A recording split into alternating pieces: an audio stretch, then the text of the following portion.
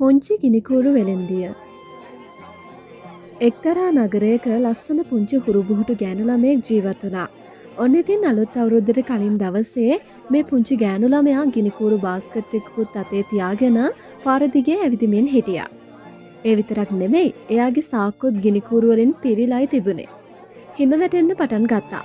මේ පුංචි ගෑනු ළමයාගේ කොණ්ඩේ හැම තැනම හිම රැඳිලා. ඇය ඇවිදින්න පටන් ගත්තේ උදේ පාන්දරම.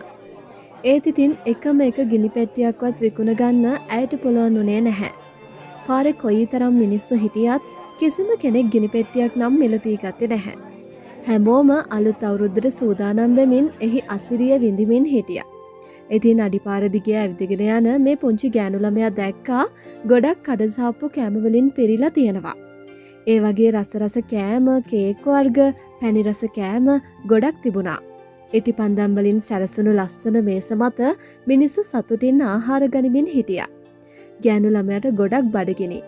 එයා උදේ ඉඳන්ම කිසිම දෙයක් ආහාරයට ගෙන තිබුණේ නැහැ.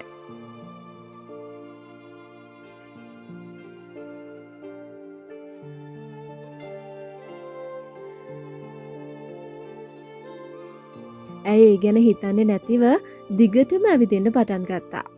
එළියේ ගොඩාක් සීතලයි. දරාගන්න බැරි තරම්. ඇයට ඇවිදින්නත් අපහසු වුණා. ඇය සිරප්පු දෙකක්වත් පැළඳගෙන හිටියේ නැහැ. ඊළඟ දවසේ මේ පුංචි ගෑනු ළමයා එයාගේ අසනීපෙන් හිටපු ආච්චි අම්මා ළඟට වෙලා හිටියා.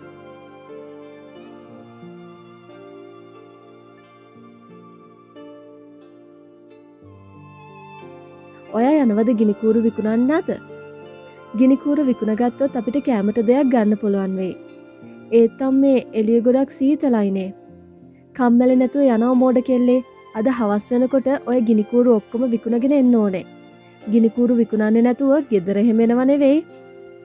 යන්න පැටියෝ, නැත්තම් ඔයාට ආයෙත් ගුටි කන්න වෙයි. මට හරිම දුකයි මේ වගේ නපුරු පුතෙක් මට ලැබුණට. අඬන්න එපා ආච්චි, මම යන්නම්.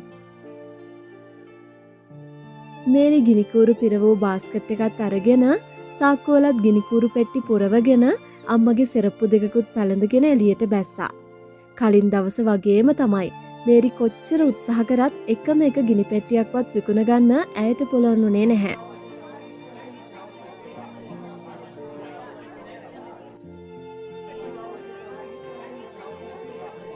රෑ බෝ වීගෙන ආවා.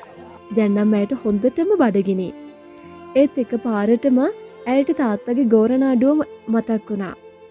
ආපහු ඇවිදින්න පටන් ගත්තා. ඇවිදගෙන යද්දී ඇය මිනිස්සු කීප දෙනෙක්ගේ ඇඟේ හැප්පිලා ඇද වැටුණා.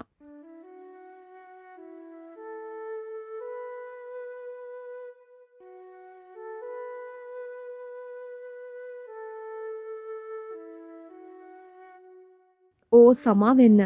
ඒකට කමක් නෑ. මම හොඳින්. ඔබ කැමතිද ගිනිකූරු මිලදී ගන්න? නෑ පුංචි පැටියෝ, මට එකක්වත් ඕනේ නැහැ. එහෙම කියලා ඔහු යන්න ගියා. පුංචි මේරි දිගටම උත්සාහ කළා ගිනිකූරු විකුණන්න. ඒත් එයට පුළුවන් වුණේ නැහැ. සීතල හොඳටම වැඩි. මේරි මෙහෙම හිතුවා.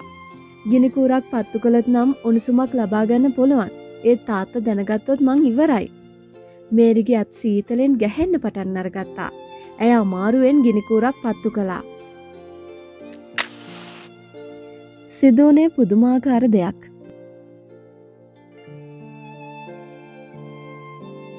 ගිනිකූර එකවරම ගිනි උඳුනක් බවට පත් වුණා. මේරියාගේ අත් දෙක යකඩ උඳුන අසලින් තිබ්බා උණුහුම ලබා ගන්න. එයාට හරිම සතුටුයි.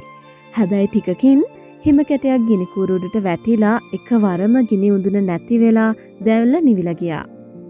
ඇයට හරිම දුකයි. තව ටික වේලාවකින් ආපහු මේරි ගැහෙන්න පටන් ගත්ත සීතලෙන්. මේරි ටික වේලාවක් කල්පනා කරලා ආපහු ගිනිකූරක් අරගෙන එයා හේතු වෙලා හිටපු බිත්තියේ තවරලා පත්තු කළා. ඕ හරිම පුදුමයි. බිත්තිය විනිවිද පේන්න පටන් ගත්තා. බිත්තියෙන් එහා ඇයට පේන්න පටන් ගත්තේ හුඟක් ලස්සන නිවසක්. ඒ නිවස ලස්සනට සරසලා තිබුණා. ගිනි උඳුනකුත් තිබුණා. ඒත් එක්කම ඉටිපන්දම් දැල්වෙමින් තිබුණා.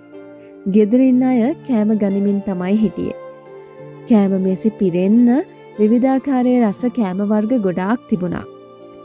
ගෙදර අය සතුටෙන් කතා කර කර කෑම ගනිමින් සිටියා. ඒ අතරදී මේරි දැක්කා බැඳපු තාරාවෙක් මේසෙ මත තියෙනවා. මේ තරම් රස කෑමක් බොහෝම කාලයක් කාලා නැති නිසා ඇය ඒ දෙස බලා සිටියා. ඇයට හරීම පුදුමයි.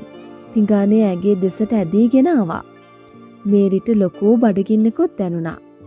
එයා බිත්තිය ඇතුළට අත දාලා පිඟානේ අල්ලගන්න යනකොටම එකපාරම ගිනිකූර නිවිලා ගියා. සියල්ල නොපෙනී ගියා. දැන් බිත්තිය ඇතුලෙන් කිසිම දෙයක් පේන්නේ නැහැ. මේරිට අපහු ගොඩාක් දුක හිතුණා. එයා අහස දිහා බලාගෙන දෙවියන්ට යාඥා කළා. ඇයට උදව් කරන ලෙස ඉල්ලලා. අනේ දෙවියනේ, මා මේ කරදරෙන් මුදවාගෙන මාහට පිහිටවන්න. එකවරම ඇය දැක්කා තරුවක් කඩාගෙන පහළට වැටෙනවා. මිනිස්සු කියනවා තරුවක් කඩාගෙන වැටෙනවා කියලා කියන්නේ කවුරු හරි කෙනෙක් මිය යනවා කියලා. මගේ ආච්චිට ගොඩක් අසනීපයි. ඒ කියන්නේ මගේ ආච්චි මිය ගියා කියන එකද? මගේ ආච්චි තමයි මට මේ ලෝකේ වැඩියෙන්ම ආදරය කරේ. මේරි අඬාඬම තව ගිනිකෝරක් පත්තු කළා. මේරි නැවතත් පුදුමයටපත් වෙමින් ඇගේ ආච්චි අම්මා ඇගේ ඉස්සරහා හිටියා. ආච්චි ඔයා මෙතන? ඔව් දරුවෝ, මම ඔයා ළඟ ඉන්නවා. මේරි ආච්චි දැකලා ගොඩාක් සතුටු වුණා. ඒත් එක්කම ඇය බය වුණා. ආච්චි අම්මත් ගිනිකූර නිවෙනකොට නොපෙනියයි කියලා. ඇය ගිනිකූරු ගොඩාක් අරගෙන පත්තු කළා. ලොකු එළියක් විහිදුණා. ඔව්, ඉරේලිය වගේ ලොකු එළියක්. මේ එළිය නිසා ආච්චි මේරි දෙන්නම දිලිසෙන්න පටන් ගත්තා. මේරි ආච්චි දිහා බැලුවා. ආච්චි හරීම ලස්සනයි.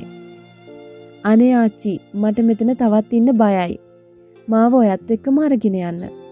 ඔව් දරුවෝ, මම ඔයාව අරගෙන යනවා. කෝ දෙන්නකෝ මට අත. ආච්චි මේරිගේ අතින් අල්ලගෙන එයාව වඩා ගත්තා. ඊට පස්සේ එකපාරටම අහසට නැගලා පාවෙන්න පටන් ගත්තා. මේරිට හරීම පුදුමයි. ඒ වගේම සතුටුයි. එයා අප්පුඩි ගහන්නත් පටන් ගත්තා. කොහොමද මේරි පැටියෝ? ආච්චි, දැන් නම් මට බඩගිනිත් නැහැ, සීතලත් නැහැ. ඒ වගේම බයත් නැහැ. සිතට ලොකු සැහැල්ලුවක් දැනෙනවා. ආච්චි මේරිවත් අරගෙන වලාකුළු ඇතුළට පාවෙලා ගියා. ඒ වගේම මිනිස්සු ගොඩාක් ඒ වටේට රැස් වෙලා හිටියා. එයාලා බලාගෙන හිටියේ ගෙවල් දෙකක් මැද්දට වෙලා පිච්චුණු ගිනිකූරු ගොඩක් මැද ඉන්න පුංචි කෙල්ල දිහා. එයාලට මේරි ගැන දුක හිතුණා.